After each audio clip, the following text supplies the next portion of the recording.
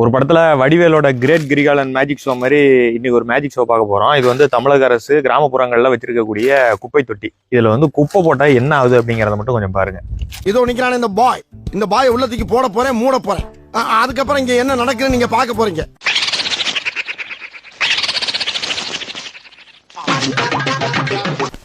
பெட்டிக்குள்ள போன பாய் இங்கு வந்துட்டேன். இது வந்து ஸ்வச் பாரத் தூய்மை பாரத இயக்கத்தின் மூலமாக மத்திய அரசு கொடுத்த ஃபண்டுல வாங்கி போட்ட குப்பை தொட்டிகள். கிராமப்புறங்கள்ல இருக்கக்கூடிய குப்பை தொட்டிகள் பூராமே இந்த கண்டிஷன்ல தான் இருக்கு. ஸ்பெசிஃபிக்கா சொல்லணும்னா இந்த கிராமத்துக்கு பணம் வந்திருக்கு 1.5 லட்சம் ரூபாய்க்கு மேல பணம் வந்திருக்கு.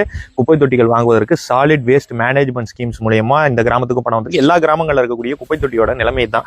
சாலிட் வேஸ்ட் மேனேஜ்மெண்ட்ல பாத்தீங்கன்னா ஃபர்ஸ்ட் ப்ராசஸே அந்த டஸ்ட் வந்து கலெக்ட் பண்றதுதான். இந்த ப்ராசஸ் கலெக்ட் பண்றது இதுலயே இது ஃபெயிலியர் ஆகுது அப்படின்னா இந்த ப்ராசஸினுடைய ஒர்த் இந்த கிராமங்கள்ல எப்படி ஸ்வச் பாரத் ஸ்கீம் வந்து ஒழுங்கா வேலை செய்யும் அப்படிங்கறத தமிழக அரசு கொஞ்சம் உணரணும். ஃபண்டு வரல அப்படின்னு சொல்லி மட்டும் சென்ட்ரல் கவர்மெண்ட் கிட்ட சண்டை போட்டா போதாது.